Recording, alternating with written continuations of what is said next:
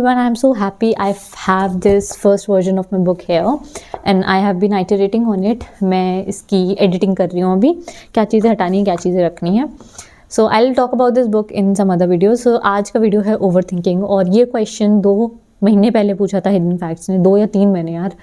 I have been meaning to make a video on this but you know guys, मैंने last video बनाया था इसके ऊपर. Anyways on the brighter side मैं खुद भी ओवर थिंकिंग की शिकार हूँ और मैंने 3 हफ्ते से मैं एक सॉल्यूशन प्रैक्टिस कर रही हूँ जिसने मुझे बहुत ही ज़्यादा हेल्प किया और मैं बस उसी सॉल्यूशन को आपको शेयर करूँगी. No theory no bullshit. So let's begin. तो पहले हम समझते हैं ओवर थिंकिंग होती क्या है. सी, ओवर थिंकिंग प्रॉब्लम नहीं है, पहले तो हमें ये समझना होगा.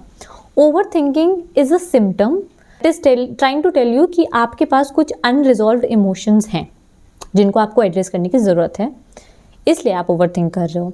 ओवर थिंकिंग बेसिकली तब होती है either you are living in past और यू आर एंटिसिपेटिंग फ्यूचर. आप प्रेजेंट में नहीं हो इसलिए आप ओवर थिंक कर रहे हो. तो हमारा क्वेश्चन ये नहीं होना चाहिए how to control overthinking, हमारा क्वेश्चन ये होना चाहिए how we can be in present. अब हम समझते हैं प्रेजेंट में कैसे रहें. अब आप प्रेजेंट में रह सकते हो to avoid over thinking as an observer. अब this might sound abstract and hypothetical कि भाई ये क्या बता दिया, ऑब्जर्वर बन जाएं. अब कैसे बने, ठीक है. So imagine there is a field, childrens are playing. Now that childrens are your thought and you are an observer. अब एज एन ऑब्जर्वर आप ना उन बच्चों को कंट्रोल करने का ट्राई कर रहे हो कि इधर भागो उधर भागो, नहीं घर जाओ. ना ही आप उनको मैनिपुलेट कर रहे हो कि आप उनको कैंडी दिखा करके इधर आ जाओ इधर आ जाओ. ना you are trying to resist it.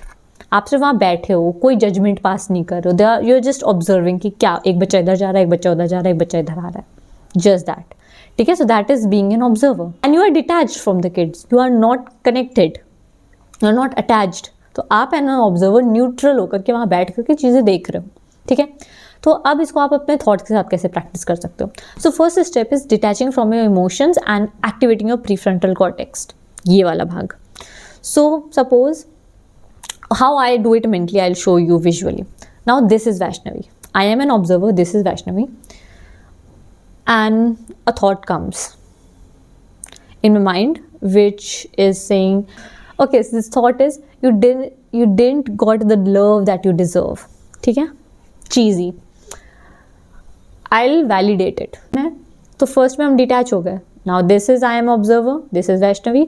अब second is I am validating my emotion, ठीक है. क्योंकि इमोशंस को आपके एक्नॉलेजमेंट चाहिए होता है और ये ज़रूरी नहीं है कि एक्नॉलेजमेंट कहीं बाहर से आए, आप खुद की फीलिंग्स को भी एक्नॉलेज कर सकते हो. तो I am not fighting this. बात यही है कि आपको कुछ भी नहीं करना अपने थॉट्स के साथ, उसको रेजिस्ट फाइट कुछ नहीं करना है, जज भी नहीं करना. Whatever you are feeling Vaishnavi, it's absolutely fine and it's okay.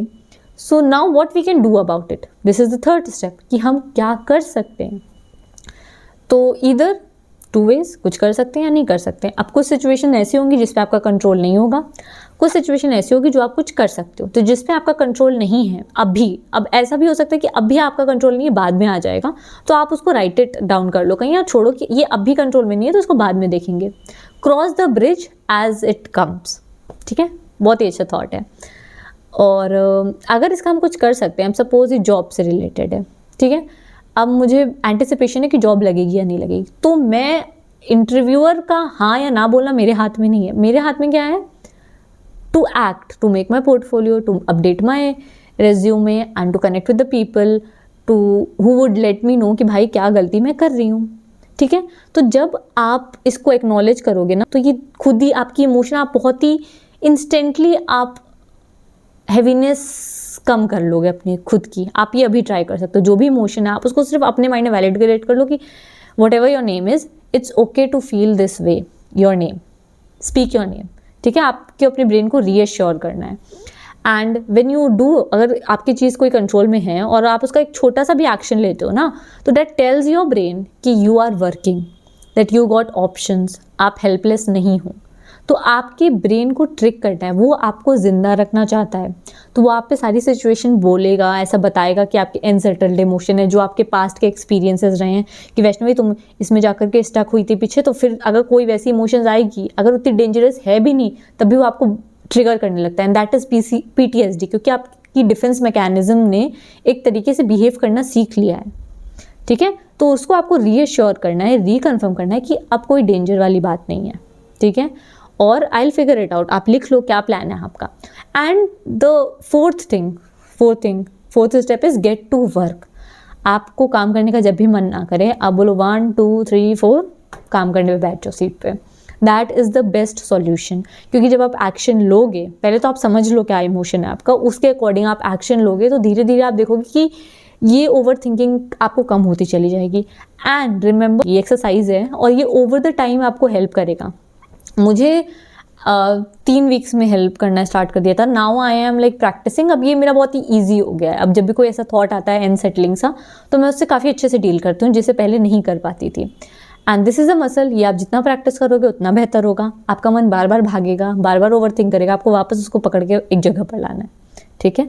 आपको थॉट से नहीं भागना है, but you have to focus on being in present. You have to grateful for the things that you have and work for the things that you want. That is simple, ठीक है। See you in the next video.